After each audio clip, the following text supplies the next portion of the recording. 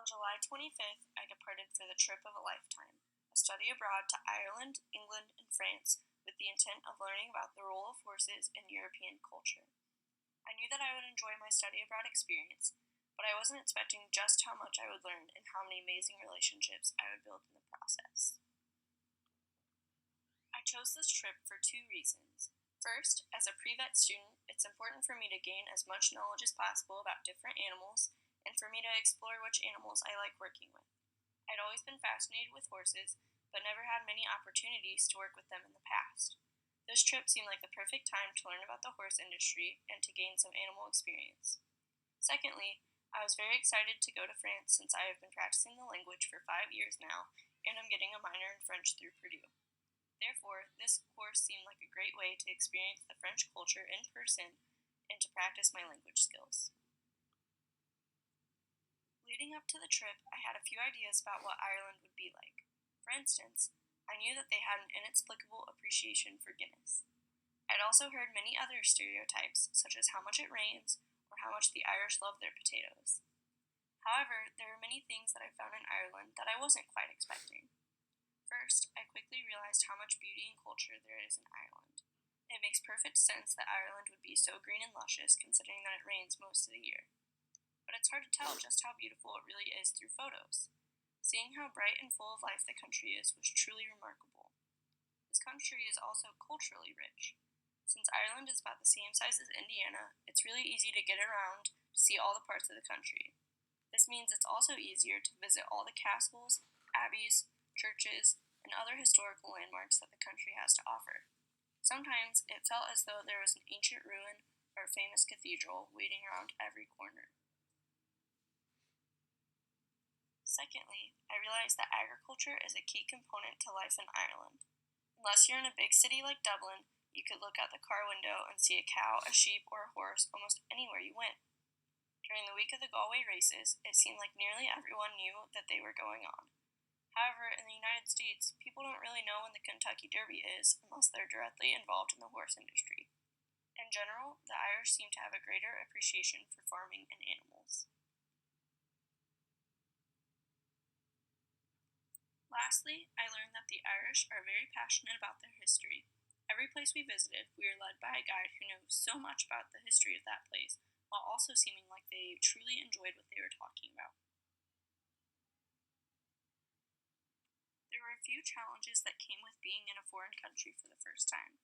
The first challenge I faced was being open to trying new things, especially when it came to food. I'm a very picky eater, but I tried every single dish or drink that was given to me because I understand that food is an essential part of a country's culture. The second challenge, which the whole group faced, was the language barrier in France. However, I accepted this obstacle as a welcomed challenge and I tried to speak as much French as possible. It was also interesting to learn alternative ways to communicate with people, since spoken language sometimes wasn't our best option. Throughout this experience, I was challenged to live outside my comfort zone and to just embrace every moment. Although there were countless moments that I loved and will remember forever, some of my absolute favorite parts of the trip were the cliffs of Moher, Sorrel, and Hartpury College. The cliffs of Moher was my favorite place in Ireland because it was hands down the most beautiful thing I had ever seen. It's an amazing place for reflection and there's no way to describe how truly breathtaking it is. Secondly, I enjoyed Sorrel because I learned so much about diagnostic imaging from our guide Dr. Adaji. This visit sparked an interest for me and I would love to learn more about equine diagnostics in the future. Lastly, I loved our visit to Hartpury because we got to learn about therapy techniques, which is another area of interest for me. I also thought it was cool to learn about Maggie, their virtual horse model, and how they can use her to do research. While I was abroad, I realized many things about culture.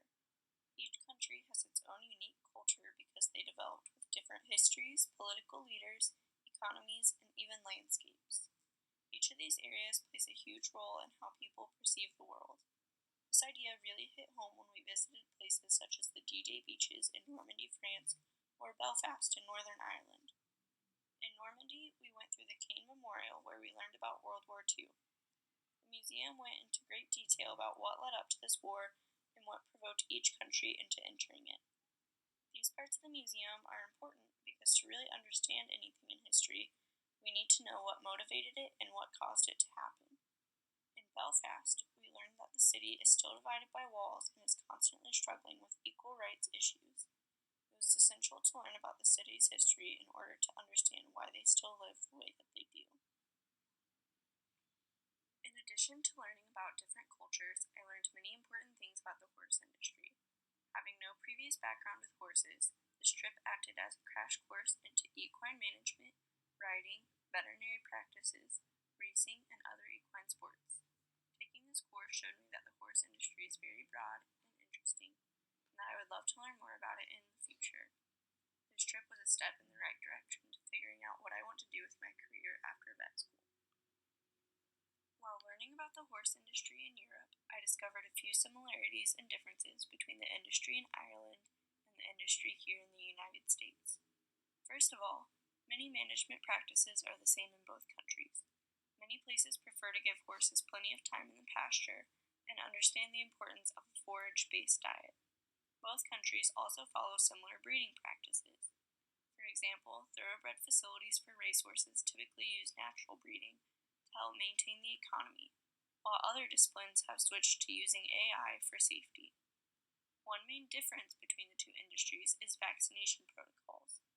Ireland only requires 2 vaccines each year, tetanus and influenza, while the United States requires a few more. This is due to the fact that the United States has many more insects that can potentially transfer diseases. Another noticeable difference is that horses generally seem to be better taken care of in Ireland. Throughout our travels, we didn't notice any starving or abused horses. The main reason for this is that the amount of rain in Ireland allows more grass to grow, therefore providing more food for the horses. Even now that I'm back home, this trip will have a lasting impact on my life. Not only did I create unforgettable memories, but I also gained many things that will help me in my future. I will be able to use this experience in my resume when applying for vet school or jobs, since it demonstrates that I gained a better worldview and understanding of different cultures. The horse industry aspect of this trip will also show vet schools that I want to gain more animal experience and that I am willing to learn about a variety of animals. Lastly, it will affect my daily life because this trip showed me that I should keep an open mind and I shouldn't be afraid to try new things. There's always a chance that I might actually like what I'm trying. Furthermore, it deepened my understanding that people have different opinions and views because they come from various backgrounds or cultures. Just because a cultural practice is different from my own doesn't mean that it's right or wrong, they're simply different. I would recommend to study abroad to other students because it's the perfect way to combine education with exploration.